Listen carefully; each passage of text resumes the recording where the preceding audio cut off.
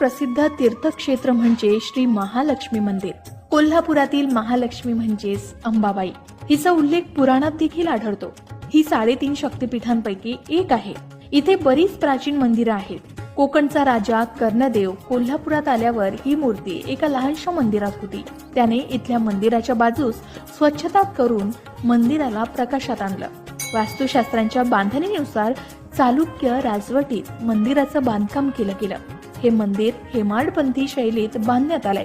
मात्र या मंदिराला चक्क 5 कळस आहेत. जुन्या मंदिरातील खांबाला गरुड खांब म्हणतात. चला तर मग कोल्हापुरात असणाऱ्या महालक्ष्मी मंदिरातील खांबांची मोजदाद आजपर्यंत कोणीही का करू शकलं नाही, किंवा या मंदिरात असलेल्या महालक्ष्मीच्या मूर्तीबद्दल काय रहस्य आहे आणि या मंदिरात दडलेल्या खजान्याविषयी काय समजूत आहे. चला तर मग व्हिडिओला सुरुवात करूयात. पण त्याआधी आमची महालक्ष्मी म्हणजेच अंबाबाई हिचा उल्लेख पुराणात देखील आढळतो. पुराणानुसार आदिशक्तीची 108 ठिकाणं आहेत. त्यापैकीच करवीरात विशेष महत्व आहे. इथे इच्छापूर्ती सोबतच मनाची शांती सुद्धा होते. त्यामुळेच उत्तर काशीपेक्षाही ह्या ठिकाणास महात्म्य आहे असा भाविकांचा विश्वास आहे. श्री महालक्ष्मी आणि भगवान विष्णूंचं वास्तव्य करवीर भागात असल्याची श्रद्धा आहे. या मंदिरात श्री महालक्ष्मीची मूर्ती 3 फूट उंच चौकोनी आहे. मात्र ही मूर्ती इथे कशी आली याबद्दलही काही आख्यायिका सांगण्यात येतात. तर असं म्हणतात, राक्षस केसीचा मुलगा कोल्हासुराच्या जुलमानं त्रस्त होऊन देवतांनी देवीला प्रार्थना केली. श्री महालक्ष्मीनं दुर्गेचं रूप धारण केलं आणि ब्रह्महत्यारांनी त्याचा वध केला. कोल्हासुराच्या तोंडातून निघणारा दिव्य प्रकाश थेट महालक्ष्मीच्या मुखात शिरला आणि देवीच्या देहाचं कोल्ह्यात रूपांतर झालं. अश्विन पंचमीला या राक्षसाचा वध करण्यात आला. मरण्याआधी या राक्षसानं एक वरदान मागितलं होतं की या भागाचं नाव कोल्हासूर आणि करवीर असंच राहिलं पाहिजे. पण आता कोल्हासूर वरून ते कोल्हापूर झालं, पण करवीर हे नाव तसंच राहिलं. काळ्या दगडावर कोरलेली देवी अंबाबाईची 4 हात असलेली प्रतिमा, डोक्यावर भरगच्च दागिन्यांनी मढवलेले जवळपास 40 किलोग्रामचे मुकुट अतिशय अद्भुत आहे. मंदिराच्या एका भिंतीत दगडावर श्री अंबाबाई यांचं चित्र कोरलेलं आहे. देवीच्या मूर्तीच्या मागे देवीचं वाहन असलेल्या सिंहाची प्रतिमा आहे. भगवान विष्णूच्या शेष नागाची प्रतिमा देखील देवीच्या मुकुटात बनवली गेली. देवी अंबाबाईच्या 4 हातात अमूल्य वस्तू दिसतील. डावीकडील बाजूस खालच्या हातात लिंबू फळ, तर वरच्या हातात गदा आणि त्यासोबतच एक ढाल देखील आहे. उजव्या हातात खालील बाजूस महाळुंग आहे आणि डाव्या हातात पाण्याचे ताट आहे. कोल्हापूर शहरामध्ये मध्यभागी वसलेलं हे 3 गर्भगृह असलेलं पश्चिममुखी श्री महालक्ष्मी मंदिर हेमाडपंथी आहे. असं म्हणतात 17व्या शतकात या लहान मूर्तीची प्रतिष्ठापना करण्यात आली. या मंदिराचं तोंड पूर्वेकडे किंवा उत्तरेकडे असतं. देवीची मूर्ती पश्चिममुखी आहे.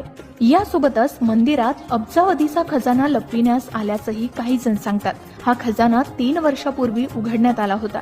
तेव्हा सोनं, चांदी आणि हिऱ्यांचे दागिने यात असल्याचं समोर आलं होतं. याचं बाजार मूल्य अब्जावधी रुपये असल्याचं सांगितलं जात आहे. खजान्यात सोन्याची मोठी गदा, सोन्याच्या नाण्यांचा हार, सोन्याची साखळी, चांदीची तलवार, महालक्ष्मीचा सुवर्ण मुकुट, श्रीयंत्रहार, सोन्याचे घुंगरू आणि हिऱ्यांचे हार, मुघल, आदिलशाही आणि पेशवाईंच्या काळातील दागिन्यांचा यात समावेश असल्याचं सांगितलं जातं. इतिहासकारांच्या म्हणण्यानुसार कोल्हापुराच्या महालक्ष्मी मंदिरात कोकणातील राजांनी, चालुक्यकालीन राजांनी, आदिलशाही, शिवाजी महाराज, जिजामाता यांनी दान केलंय. असेही म्हणतात की खजिन्यांची मोजदाद करण्यात आल्यानंतर दागिन्यांचा विमा सुद्धा काढण्यात आला. यापूर्वी मंदिराचा खजाना 1962 मध्ये उघडण्यात आला होता. याबरोबरच मंदिराबाहेर असणाऱ्या शिलालेखावरून असं लक्षात येतं की हे मंदिर 1800 वर्ष जुनं आहे. शालिवाहन काळात राजा कर्णदेवानं याची उभारणी केली. कालांतरानं इथं अजून 30 ते 35 मंदिरं बांधण्यात आली. 27,000 वर्ग फूट क्षेत्रफळावर पसरलेलं हे मंदिर 51 शक्तिपीठांपैकी एक आहे. आदी शंकराचार्यांनी महालक्ष्मींच्या या मूर्तीची प्राणप्रतिष्ठा केली होती असं म्हणतात. मंदिराबाबत असं सांगण्यात येतं की या मंदिराच्या खांबाशी निगडीत एक रहस्य आहे. ते सोडवण्यात विज्ञानालाही अद्याप यश आलेलं नाही. मंदिराच्या 4ही दिशांना एक दरवाजा आहे. त्यांच्या खांबाबाबत मंदिर प्रशासनाचा दावा आहे की त्याची मोजदाद कुणालाही करता येत नाही. मंदिर प्रशासनाच्या म्हणण्यानुसार अनेक लोकांनी हे खांब मोजण्याचा प्रयत्न केलाय, पण असं करणाऱ्या व्यक्तींसोबत वाईट घटना घडल्या. विज्ञान अद्याप यामागील कारणांचा शोध घेऊ शकलं नाही. कॅमेऱ्याच्या मदतीनं खांब मोजण्याचा प्रयत्न करण्यात आला, पण त्यातही यश आलं नाही असं म्हणतात. या मंदिराबाबत आणखी खास वैशिष्ट्य सांगण्यात येतं की देवी सतीचे 3 नेत्र इथे पडले होते. इथे महालक्ष्मीचा निवास असल्याचंही सांगितलं जातं. काही जण असेही सांगतात की तिरुपती म्हणजेच भगवान विष्णूचा राग आल्यानं त्यांची पत्नी महालक्ष्मी कोल्हापूरला आली. काही वर्षापासून तिरुपती देवस्थानाहून आलेला शालू सुद्धा दिवाळीच्या दिवशी महालक्ष्मीला घालण्यात येतो. कोल्हापुराच्या महालक्ष्मीला करवीर निवासी अंबाबाई असंही म्हटलं जातं. महाकाली, श्रीयंत्र, महागणपती मंदिर परिसरातील सर्व 87 मंदिरांना आरती ओवाळण्यात येते. हे वैशिष्ट्य दिवाळीच्या कार्तिक महिन्यापासून ते पौर्णिमेपर्यंत वेगवेगळे सण उत्सव इथे साजरे केले जातात. तर दरवर्षी वर्षातून 2दा साजरा होणारा किरणोत्सव सोहळा या मंदिराचं वैशिष्ट्य आहे. दरवर्षी मार्च आणि नोव्हेंबरमध्ये हा सोहळा साजरा केला जातो. ठराविक दिवशी उगवत्या सूर्याची किरणं महालक्ष्मीच्या पायाशी पडतात. हा सोहळा पाहण्यासाठी, अनुभवण्यासाठी हजारो भाविक आवर्जून कोल्हापुरात येतात. याशिवाय रथ उत्सव, अष्टमी जागर, ग्रहण, गोकुळाष्टमीला विशेष आरती केली जाते.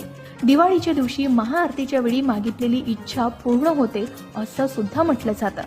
भारतातील महत्त्वाच्या शहरात हे शहर जोडलं गेलंय. शहरातून मंदिरापर्यंत वाहतुकीची व्यवस्था सुद्धा उत्तम आहे. इथे पोहोचायचं असेल तर कोल्हापूर उजराईवाडी विमानतळावरून हे मंदिर 6 किलोमीटर अंतरावर आहे. रेल्वेने जात असाल तर 3 किलोमीटर अंतरावर रेल्वे सेवा उपलब्ध आहे. रस्त्याने जात असाल तर शहरातील बस सेवा सुद्धा उपलब्ध आहे. तुम्ही कधी कोल्हापुरातील महालक्ष्मी अंबाबाई दर्शनाला गेले का? आम्हाला कमेंट करून नक्की कळवा आणि कमेंट बॉक्समध्ये जय महालक्ष्मी लिहायला विसरू